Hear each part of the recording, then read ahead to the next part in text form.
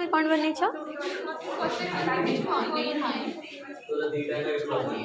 টিকে টিকে খালি কুহ কোন বনেছ জলর উৎস আচ্ছা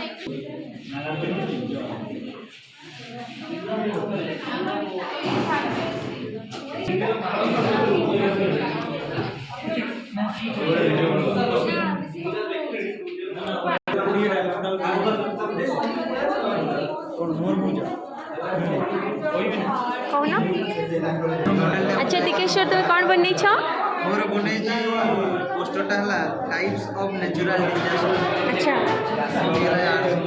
अर्थक्वेक फायर फायर ड्रॉट अच्छा फायर माने कोड फायर एट लिखि था ना फॉरेस्ट फायर बोली फॉरेस्ट फायर भी कि एंथ्रोपोलॉजी तापर ड्रॉट फ्लड अच्छा अच्छा टर्नाडो वोल्केनो इरप्शन अच्छा अच्छा आ एटा एटा हला सुनामी ऊपर कौन सुनामी ऊपर जितेबले समुद्र भितर जितेबले भूमिकंप हुए समुद्रर तरंगटा जुआर तरंगटा अधिक उच्चर समुद्र उपकूलवर्ती समुद्र अंचल को माड़ी आसी अच्छा माने समुद्र माड़ी के आसिला पाखर जो घर रास्ता घाट सब बहुत सारा क्षयक्षति हो सुनामीटा आम जापान में हुए अंडमान निकोबर में भी अच्छा अच्छा थैंक यू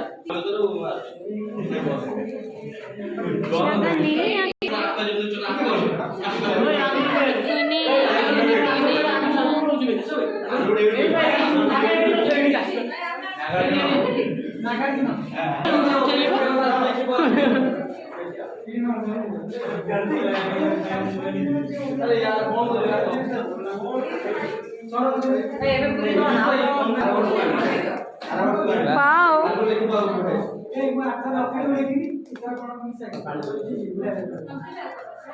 अच्छा अच्छा कौटी कौटी नेशनल पार्क अच्छी जिम कॉर्बेट रानथम्बर अच्छा राजस्थान ले गिर गुजरात रे सुंदरबन वाह बढ़िया पेरियार केरला कान्हा नेशनल पार्क हाँ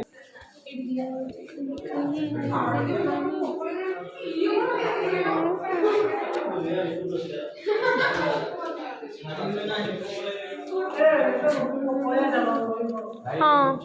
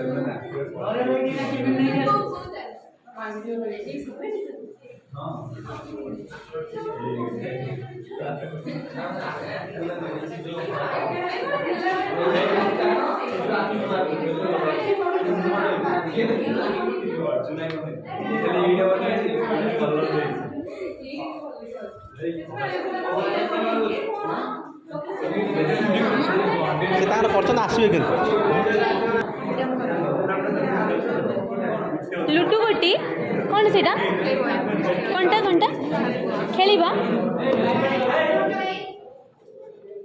हाँ चारि छपरे खेलिबा ପାଇଁ ବନେଇଛ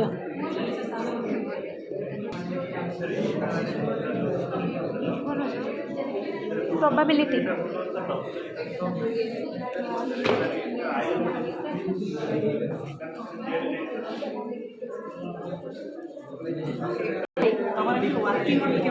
वर्किंग नहीं किसी एवढा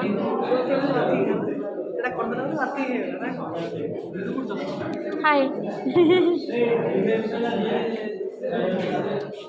रंजन सर आसुना बोल लगुनि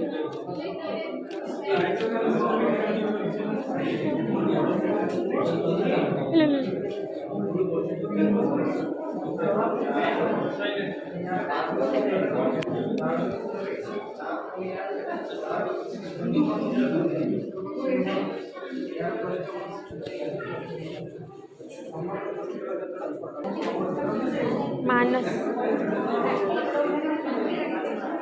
हाँ ये तो मैं बुझी एत कुनि कुनि अक्षर देखा ना छुआ को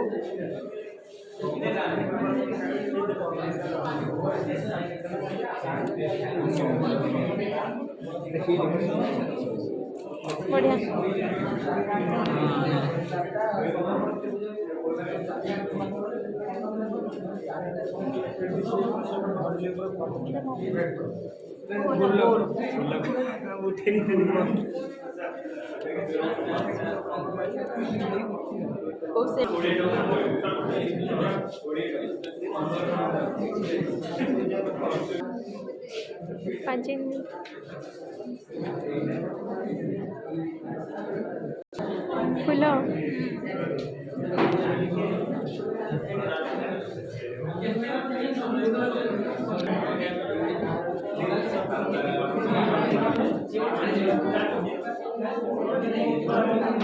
फूल छुआ गुड़ा बढ़िया देखा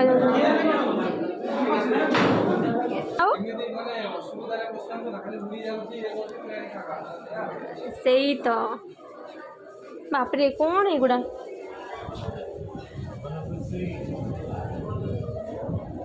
एते सारा गोटे जगह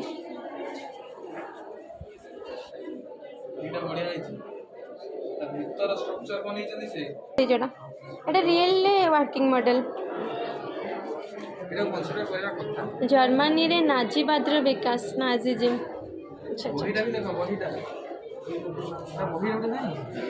हाँ मैं क्या हाँ हाँ हाँ स्वस्तिक चिन्ह भी बन नहीं बढ़िया तमर कौन अक्षय अच्छा जर्मनी रे नाजीवाद रो विकास द्वितीय विश्व युद्धर कारण फल गोटे रे नहीं छो ना ये ना ना दीटा नहीं अलग अलग हाँ माने गोटे टॉपिक ऊपर नहीं छो मॉडल नहीं बड़टा मॉडलटा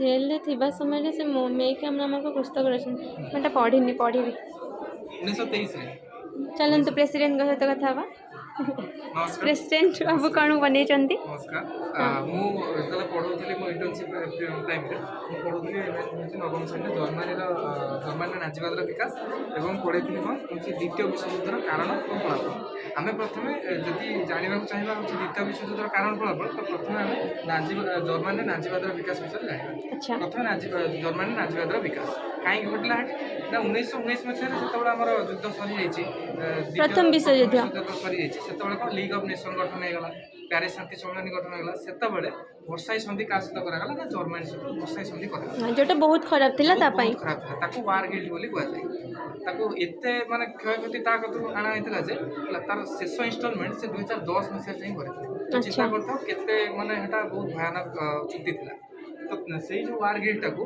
प्रतिशोध भाव में नहीं किए हिटलर से केबे ना 1923 मसीहा करछथि ना होचे गोटे दल से गठन करथिले नाजी दल सी कौन करते जर्मनी रे माने कौन बलपूर्वक निजर शासन क्षमता को आसवाई चेष्टा करते मात्र विफल होते मात्र से विफल होते कौन है सी 1933 मसीह पुणी आउ थे निर्वाचन से निर्वाचन जो तो से कौन ना आमर